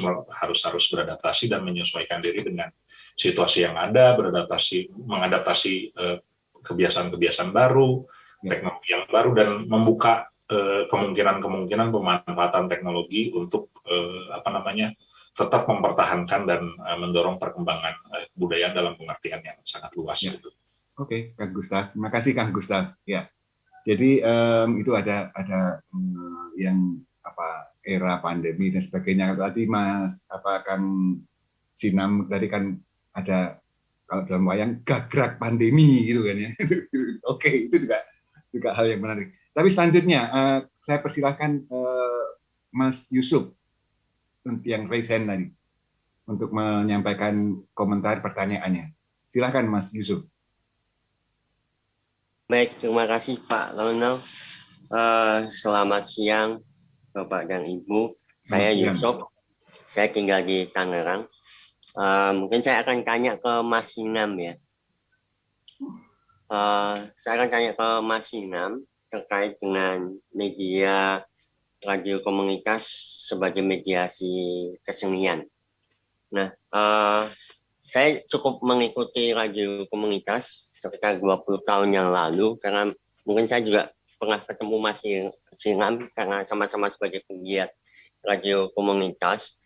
Nah, saya melihat ada fenomena yang berubah dari dulu radio komunitas yang memfasilitasi dan memediasi konten-konten lokal dan juga kesenian lokal, baik pertunjukan budaya dan sebagainya. Dan fenomena sekarang itu sudah melibatkan video. Jadi selain suara ada video juga. Jadi ada proses transfer informasi dengan konten yang bermacam-macam, dan selain disebarkan atau didistribusikan melalui gelombang elektromagnet, juga disebarkan melalui streaming internet. Dan itu pun audio dan juga video. Nah, tentu saja fenomena ini terjadi karena ada perkembangan teknologi. 20 tahun itu sudah sangat merubah model-model media. Dan pertanyaan saya adalah, bagaimana sekarang posisi radio komunitas yang seharusnya mengangkat nilai-nilai lokal akhirnya menjadi mengglobal. Jadi saya yang ada di Tangerang masih bisa mendengarkan radio, misalnya yang radio komunitas di Malang misalnya, yang saya masih kadang ikuti, atau radio komunitas di Jalin Merapi dan sebagainya. Nah, sekarang apakah juga ada model informasi yang dulunya lokal akhirnya menjadi mengglobal? Ini posisi radio komunitas jadinya bagaimana sebagai mediasi kesenian lokal dan juga mungkin informasi yang sifatnya lokal. Terima kasih Pak Rana. Ya, terima kasih Mas Yusuf. Jadi ini Mas Sinam ada pertanyaan perkara perkembangan radio sampai pada televisi dan sebagainya. Mas Sinam masih bisa bersama dengan kita? Sudah nggak, Pak? Tetap putus-putus sih, Mas. Agak putus-putus. Mungkin apakah videonya kalau sekarang gimana? Sudah lebih baik, tetapi masih juga putus sedikit. Ya. Mungkin. Ya. Oke. Sudah bagus. Putus-putus Mas Sinam. Ya. Baik. Coba ya, nanti saya Pak ya. Silakan. Ya. Pelan-pelan aja, Mas. Terima kasih. Ini sebenarnya ini saya nih Pak. Lama nggak ketemu.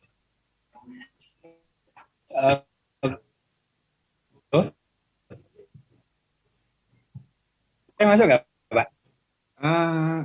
Banyak putusnya, Mas Sinam. Saya akan era 9 biar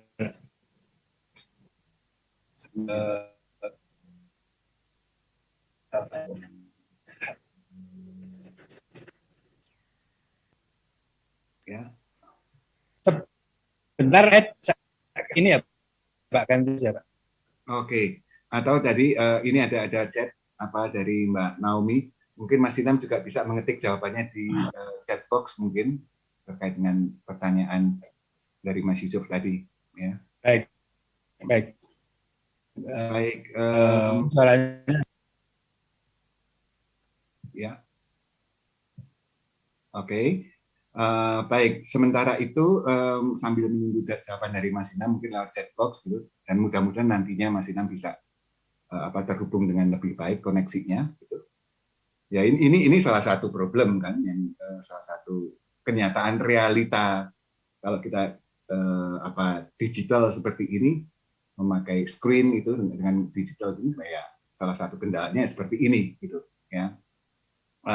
Apalagi kalau kita bayangkan ini menjadi sebuah pertunjukan pergelaran yang live gitu ya. Ya baik, saya akan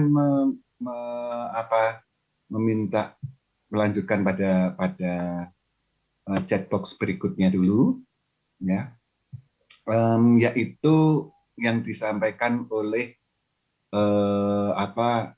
Mas Kusen ini, yang bertanya pada Mas Gustaf yang kira-kira mempertimbangkan perkara konsumennya ya, konsumen digital ini, tentang upacara untuk mengkonsumsi dunia digital. Dalam hal ini produksi seni di tempat ceritanya Kang Gustaf ini, di tempat-tempat di mana Kang Gustaf bekerja. Jadi kalau saya membaca pertanyaannya Kang Kusen ini kira-kira begini, Kang Gustaf. Jadi mempertanyakan perkara bagaimana praktik konsumsi, ya, praktik konsumsi yang tadi disampaikan, ya kalau itu perkara auratiknya macam apa, lantas itu dari dimensi katakanlah pertimbangan-pertimbangan produsennya, produksinya kayak apa, ada keterbatasan macam itu. Tapi Mas Kusen memindahnya ini menjadi ke wilayah konsumennya pada waktu menikmati, itu Mas Gustaf. Ya. Yang dia bandingkan dengan perkara misalkan nonton bareng sepak bola, gitu. Ya. Yang apakah nuansa auratik tadi juga bisa dibangun atau perlu dibangun juga pada katakanlah dimensi konsumsinya, gitu. Ya. Silakan Mas Gustaf barangkali punya pengalaman dalam hal ini. Baik Pak Lono, terima kasih Kang Kusen. Pertanyaannya menarik banget karena terus terang ya, saya juga sampai sekarang kadang-kadang kalau membayangkan bagaimana proses yang kita lakukan di Kampung Cipta Gelar, misalnya salah satu contoh, itu kita mendapatkan pengalaman pembelajaran dan melihat secara langsung bagaimana masyarakat tradisional itu juga sebetulnya memiliki protokol atau tahap-tahapan tertentu saat mereka mengadopsi atau memanfaatkan teknologi yang baru gitu, dalam hal ini misalkan internet. Saya ingat sekali saat kita pertama memasang tiang pancang untuk membangun tower internet di Cipta Gelar, itu ada serangkaian ritual dan upacara yang harus dilakukan gitu. Pun ketika internet sudah hadir dan bisa dimanfaatkan, itu ada upacara lagi. Saat kita membangun training center dan lab media, itu ada upacara dan selamatan lagi. Dan hampir di setiap momen dan tahap-tahapan proses itu selalu ada upacara-upacara khusus gitu ya, yang ujung-ujungnya sih sebetulnya selamatan, meminta berkah gitu ya, berdoa, ada yang mesti syaratnya potong kambing, ada yang syaratnya potong kebo dan lain sebagainya gitu. Terus terang, saya yang punya latar belakang kehidupan masyarakat kota gitu ya, melihat detail-detail peristiwa seperti itu tuh kayak, ini kita kalau misalnya pasang modem di rumah aja nggak ada selamatannya tuh, nggak mesti minta doa mohon berkah supaya internet ini bisa membawa ketentraman buat kita di keluarga gitu, nggak ada. Tapi kalau di lingkungan masyarakat adat itu seperti syarat yang harus dilakukan gitu ya, bahwa setiap ada hal yang baru yang masuk ke lingkungan masyarakat itu ya harus disambut, harus disambat gitu ya, harus diselamat, harus diberikan ucapan selamat dan dibarengi dengan doa, sehingga saya lihat bagaimana masyarakat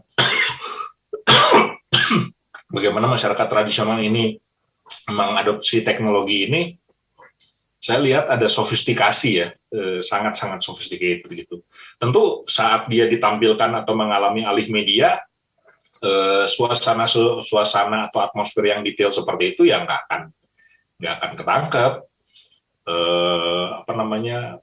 Beberapa saat sebelum pertunjukan, misalkan selalu ada ritual khusus gitu ya, permohonan doa dan lain sebagainya. Tapi kalau misalnya udah tampil di layar platform YouTube ya pertunjukan biasa aja gitu. Tentu ada selebrasi lain pada akhirnya yang mau nggak mau kita kita lakukan juga gitu ya untuk bisa menampilkan aspek-aspek aura tersendiri gitu ya, gimana caranya supaya dia bisa lebih menarik, gimana caranya supaya ada engagement atau keterlibatan dari pemirsa dan lain sebagainya. Itu kan perlu siasat, perlu strategi gitu ya. Hampir sama lah seperti teman-teman kita yang sekarang ini rajin bikin podcast. Itu upacara-upacaranya kan agak beda tuh kalau misalnya mau bikin podcast atau mau streaming di YouTube. Buat para YouTuber sih mereka udah tahu tuh protokol khususnya kapan disiarkan, dia harus tampil seperti apa, narasinya kayak gimana dan lain sebagainya gitu. Tapi ya itu tadi, kalau misalnya dalam konteks alih media dari peristiwa real sehari-hari gitu ya, terus dimediasi ke internet, ya ada banyak narasi dan cerita yang hilang. Cuma untungnya kita juga mendokumentasikan hampir semua prosesnya gitu ya, sehingga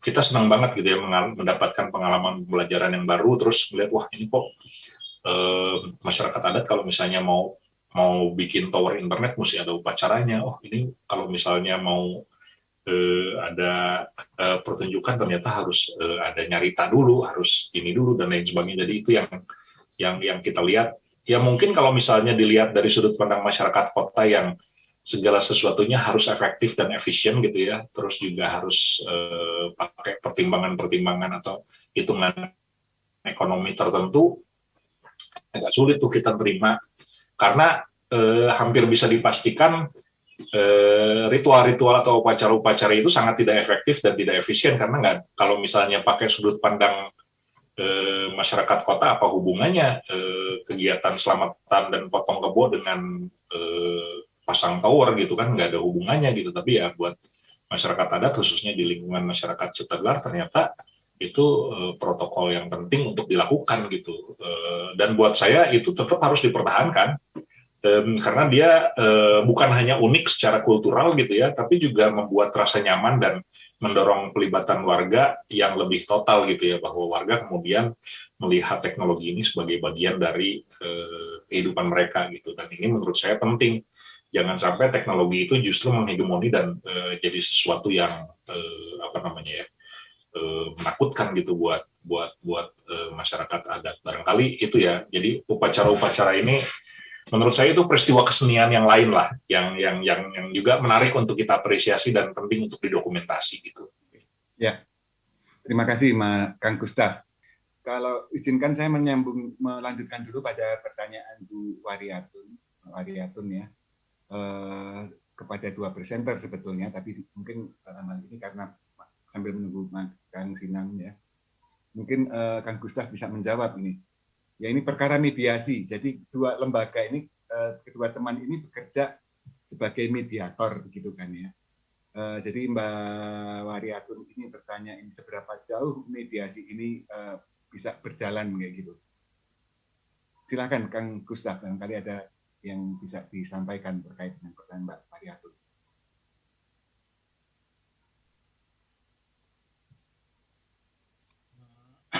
Saya kira dalam konteks penyediaan akses dari desa dan tempat terpencil, termasuk di lingkungan masyarakat yang kurang terlayani ya, kelompok-kelompok masyarakat marginal, komunitas difabel, dan lain sebagainya. Saya kira sekarang ini udah jadi agenda yang mendesak dan urgensinya bergeser jadi emergensi, karena pada prinsipnya kan semua orang mestinya punya akses yang sama terhadap informasi, terhadap pengetahuan, terhadap teknologi dan lain sebagainya gitu.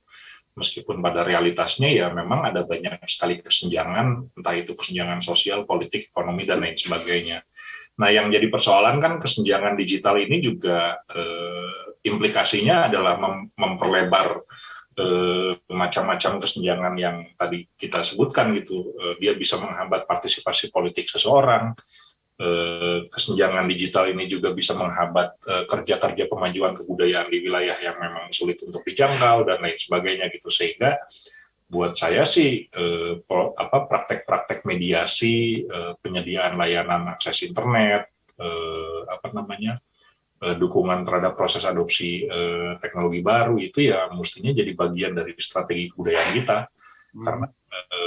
Karena buat saya secara pribadi ya semua orang siapapun itu apapun latar belakangnya punya hak yang sama tuh terlibat dan berpartisipasi dalam kerja-kerja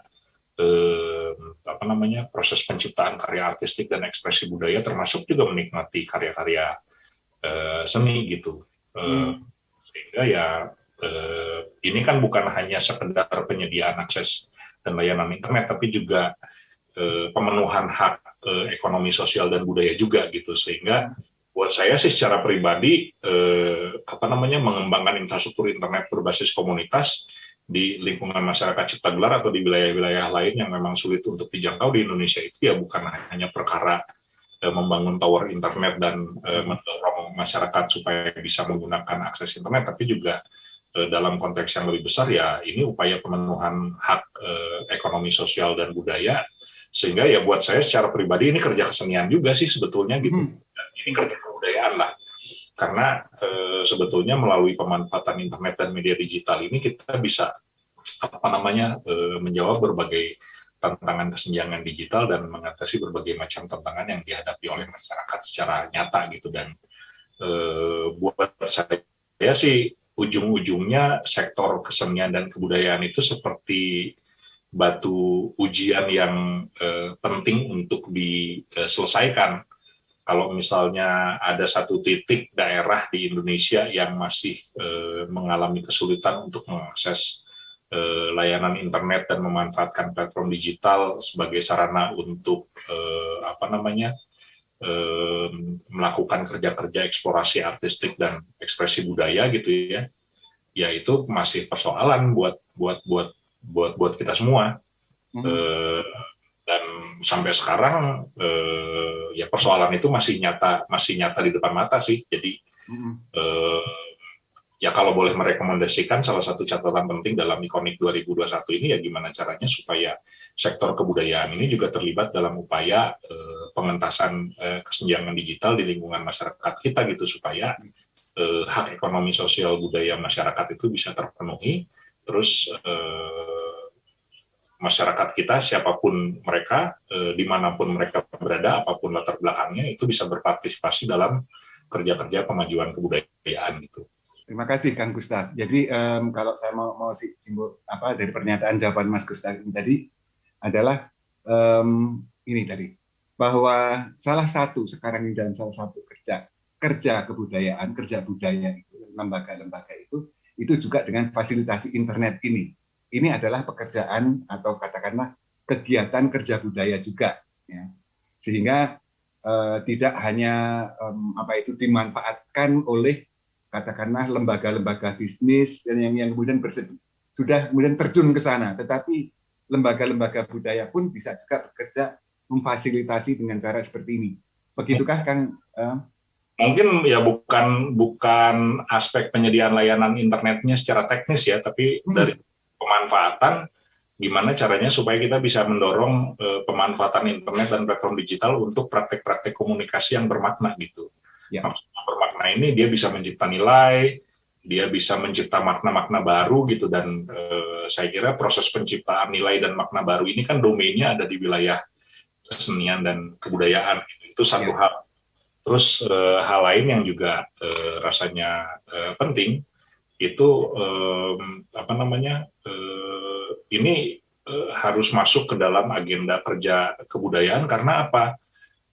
Buat saya sebetulnya fungsi kesenian dan kebudayaan itu kan menciptakan ruang-ruang ekspresi dan apresiasi, terutama untuk mereka-mereka yang tidak memiliki kesempatan untuk menyampaikan pandangan atau tidak dapat menarasikan imajinasi dan persepsi mereka tentang atas dunia gitu. Ini yang menciptakan media atau ruang yang dapat mengekspresikan cerita-cerita atau kisah-kisah yang tidak terceritakan atau tidak terkisahkan gitu. Ya, oke, baik. Terima kasih. Yang buat saya penting gitu. Ya, terima kasih. Jadi Ibu Bapak sekalian, teman-teman sekalian, terima kasih atas partisipasinya juga dan jawaban-jawaban dari Kang Gustaf dan juga sebetulnya tadi juga Kang Sinam juga memberikan presentasi dan memberikan menawarkan beberapa pemikiran-pemikiran di sana ya.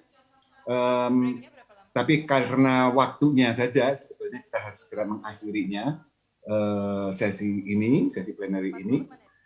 Jadi beberapa hal yang akan saya bisa kita simpulkan gitu, kita tarik benang merah gitu, yaitu kalau tadi kita membicarakan perkara kesenjangan dan perkara peran mediasi dan lain sebagainya, kita membicarakan bagaimana sebetulnya pemberdayaan atau mungkin juga upaya-upaya dari negara, dari lembaga-lembaga budaya yang bekerja dalam bidang mediasi ini juga bisa bekerja lewat memberi fasilitasi, bukan perkara infrastrukturnya, tetapi lebih pada mengolah konten-kontennya, menyuarakan yang tidak tersuarakan, yang biasanya tidak tersuarakan, sehingga ada macam-macam hal-hal yang bisa tersampaikan dari katakanlah lokal ke publik yang lebih luas gitu ya.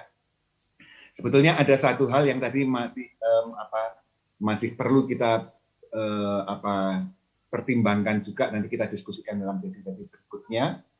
Misalnya perkara ini, ini lembaga membuat sesuatu atau kita ada yang memediasi, tetapi juga perkara konsumsinya, konsumennya macam apa yang tadi diceritakan oleh Kang Gustaf. Bahwa praktik digital dengan praktik yang fisikal itu masih tetap terkait. Kemudian ada upacara macam-macam begitu ya, yang bagi masyarakat lokalnya tetap diperlukan ya. Maka kita juga mempertimbangkan mungkin di dalam sesi-sesi berikutnya bisa kita diskusikan juga apa upaya yang perlu kita pertimbangkan ketika itu pada konteks fisikal gitu ya. Ketika itu menikmati atau bukan menikmati, terlibat di dalam peristiwa yang dimediasi oleh layar ini ya. Bukan hanya oleh pelaku-pelakunya, tetapi juga komunikasi antar pelaku, interaksi antar pelaku, antar katakanlah partisipan audiens gitu, antara audiens dengan katakanlah pelakunya gitu. Tapi kita simpan dulu pertanyaan-pertanyaan itu yang mungkin nanti bisa kita pertimbangkan pada sesi-sesi berikutnya. Terima kasih Kang Gustaf dan juga Kang Sinam atas materi dan pemantik diskusi-diskusi kita ini. Ya, semoga ini semua bermanfaat bagi tumbuhnya ide-ide kita untuk selalu memfasilitasi pengembangan kebudayaan di masa yang berubah ini. Gitu. Terima kasih, selamat siang, dan waktu saya kembalikan kepada MC. Terima kasih.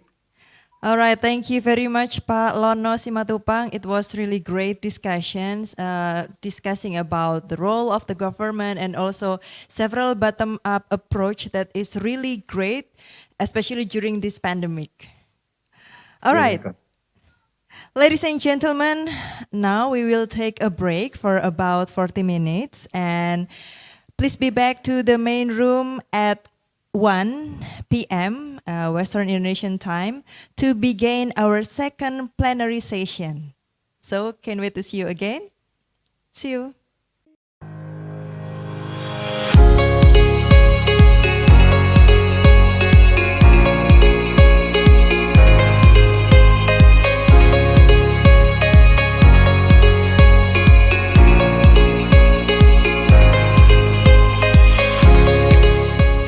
Pertama-tama balik lagi ke aku yang 1 tahun belakang ini aku sadar kalau karya aku itu harus menjadi manfaat untuk orang lain.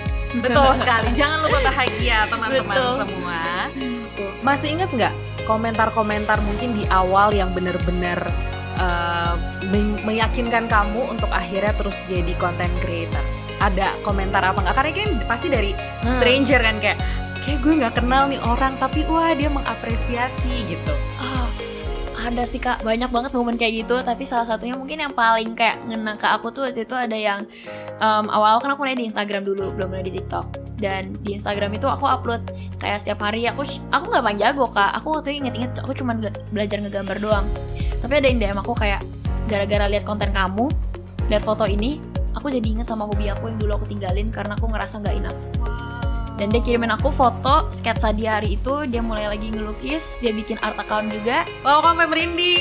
Yes, dan sampai hari ini Kak, dia jadi content creator juga. Wow. Dan jadi temen aku juga, dan dia punya penghasilan dari karir itu juga karena dari foto yang aku post dari lama banget. Waktu itu aku ngelukis kayak gambar orang-orangan yang masih sketsanya masih jelek banget. Tapi dia ngerasa Eva aja berani, masa aku enggak. Nah, mungkin pesan dari aku cuman ini sih. Kalau kita masih muda, itu harga gagal kita masih murah juga Kak. Gitu, maksudnya gimana? Kalau dulu papaku tuh bilang kayak, kamu masih ada kartu alay, kamu mengekspresikan kamu gagal sekarang, it's okay, gak apa-apa. Jangan sampai kamu nyesel di kemudian hari, karena itu yang kayak kamu semakin tua, gak akan semakin mudah untuk kamu mulai berkarya gitu. Yang ada makin sulit, karena kamu akan banyak kepikiran sama kayak, oh umur sini aku udah harus kayak gini, Harusnya kayak gini nih, harusnya yes gitu. Dan kalau misalnya ngomongin perbandingan, akan selalu ada yang lebih jago daripada kamu. Akan selalu ada orang yang kaya, akan ada yang lebih kaya lagi gitu, ya kan? Yang likes-nya banyak, akan ada yang lebih banyak lagi likes-nya. Angka itu nggak ada end-nya guys. Jadi kalau kalian cuma ngejar views, ngejar likes, lama-lama juga kosong gitu Kak. Jadi fokus on diri kamu dan perkembangan kamu sendiri aja. Ibarat kalau kamu nyetir, kamu lihat kiri kanan terus pasti nabrak. Kalau kamu fokus ke bawah dan kamu tahu yang kamu lakukan ini tuh gak butuh validasi dari orang lain, tapi validasi terbesar itu dari diri kamu kalau kamu udah getting better every day. Itu sih, itu yang ngedorong aku banget, karena aku tahu 1 tahun ke depan yang akan berterima kasih sama perkembangan aku sekarang adalah aku sendiri. Pertama kali lihat Sasando itu langsung punya tujuan gitu. Wah. Dia punya langsung memiliki visi misi gitu. Alat ini di tahun 2013 itu kan bisa dihitung jari pemainnya. Betul.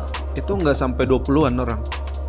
Bahkan di NTT pun nggak sampai Bahkan di sebanyak NTT itu. pun nggak sampai. Wah. Nggak sampai 20-an orang. Mungkin sekitaran 13 atau 14 orang. Nah dari situ punya keinginan yang tinggi untuk mempelajari dan memperkenalkan alat ini. Dari situ kan dia punya misi besar gitu. Ini memang harus masuk di kampus isi jurusan etnomusikologi. Tadi kan mau gitar kan beda gitu. Dengan musik etnomusikologi itu kan ya belajar tentang musik-musik etnik. Nah, dari situ bisa mengembangkan wawasan untuk instrumen ini sendiri. Nah dari situ pengen mengembangkan alat ini udah sampai ke ujung dunia gitu. Boleh nggak kamu ceritakan nih, dari kecintaan kamu terhadap musik tradisional, terhadap musik etnik ini, itu tuh membuka pintu untuk kamu bisa ngapain aja sih gitu, supaya teman-teman yang mendengarkan ini juga tahu, wah dia aja bisa begini karena musik ini gitu. Nah yang pertama namanya ini ya, kita orang timur ya pasti keras kan, pasti sifatnya kan terus itu pasti suka marah-marah gitu kan. Salah dikit suka marah-marah gitu. Tapi Sasando ini pertama dia bisa ngerubah saya gitu. Wow. Karena saya mempelajari dia itu ya secara mendalam gitu. Jadi dulunya memang dikit-dikit maunya kelahi aja dulu itu. Dulu emang kayak gitu dulu. Nah setelah Gampang belajar, terpancing ya? Iya gampang terpancing. Kalau udah emosi pasti maunya kelahi aja gitu. Tapi ketika belajar Sasando ini, dia seperti merubah egoku gitu. Wow. Karena instrumen ini kan lembut kan. Nah, jadi setiap kali saya mendalami dia, berarti saya mendalami perasaan saya gitu.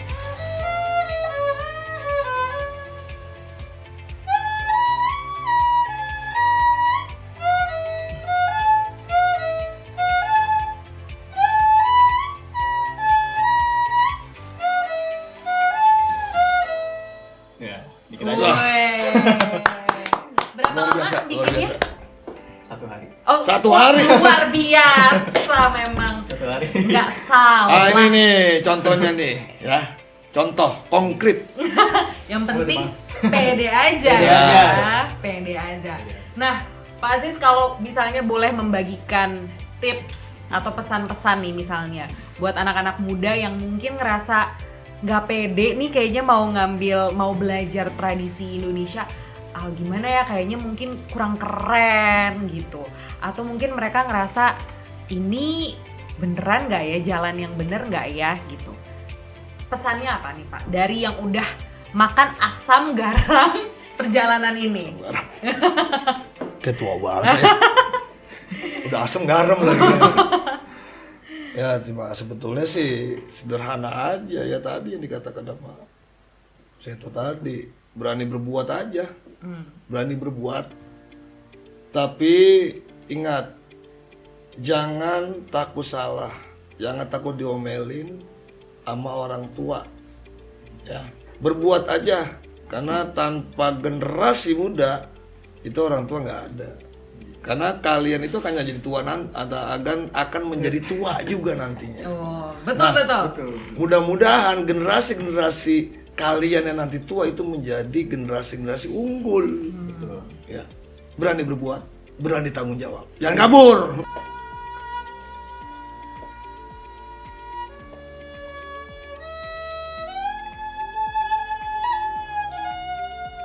Hikayat Beksi.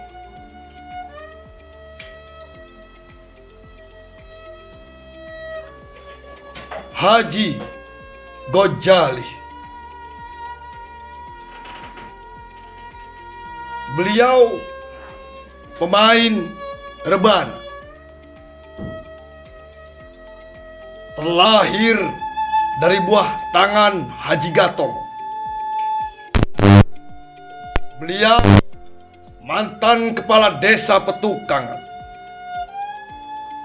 Beliau meninggal tahun 1963. Beliau jago silat, sering berkelana.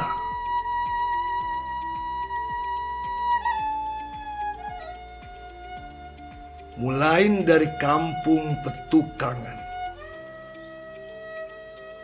sampai Batu Jaya, Kerawang. Beliau banyak melahirkan guru-guru besar silat Beksi. Mulai dari Haji Hasbullah, Kong Simin, Kong Nur, ampe Mandor Minggu. Mendebarkan jurus-jurus silat Beksi ke seantero Jakarta, Bogor, Tangerang, ampe Bekasi.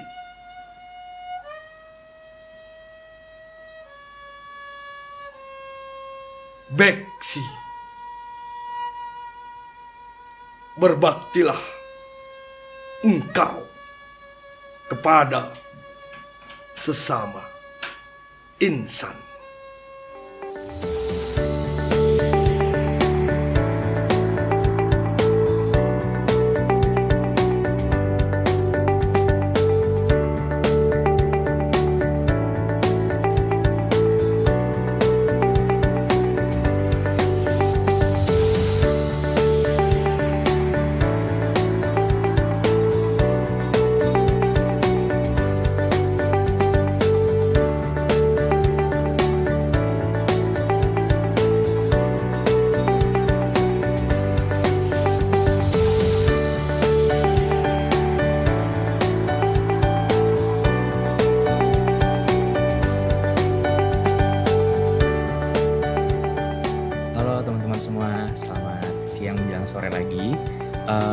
kali ini, di hari Minggu yang baik kali ini, aku bakalan sharing bareng teman-teman semua dan ngobrolin soal podcast. Jadi ketika orang-orang udah suka sama kalimat pertama yang kita bawain, itu pasti orang bakal dengerin sampai habis, kayak gitu. Jadi make sure kalian bikin skrip, kalian bisa membawakannya dengan baik, dan durasi idealnya nggak usah lama-lama, 10-20 menit aja. Jadi kalau misalnya ada yang bilang, aduh Kak, tapi aku kan nggak punya studio. Ya nggak apa-apa, emang strength point-nya nggak di situ. Strength point kan macam-macam teman-teman. Bisa strength point-nya kalian orang ekonomi, kalian suka ekonomi, strength point yang dimiliki orang banyak. Bareng Ika dalam cerita Yuk nanti. Pertama, ada satu trik yang kayaknya aku perlu banget untuk ketahui, untuk sharing gitu ya ke teman-teman. Satu trik untuk ambil gambar agar maksimal di HP aja gitu ya. Ini bisa digunakan, di sini aku pakainya iPhone 11 gitu ya. Tapi ini juga bisa digunakan di Android aja gitu ya. Triknya itu simple banget, adalah dengan kita tahan lama pada layar sampai muncul tulisan AF lock, ataupun biasanya di tulisannya itu fokus dan exposure lock gitu. Ini trik yang oke banget teman-teman coba gunakan. Misalkan contohnya aku fokus ke Rubiknya gitu ya, kita tahan. Nah jadi ini kalau teman-teman gerakin itu nggak bakal berubah, dari kecerahannya juga nggak bakal berubah dari fokusnya. Ini bisa banget trik yang menurut aku perlu banget untuk teman-teman yang menggunakan HP, fotografi, videografi itu ketahui.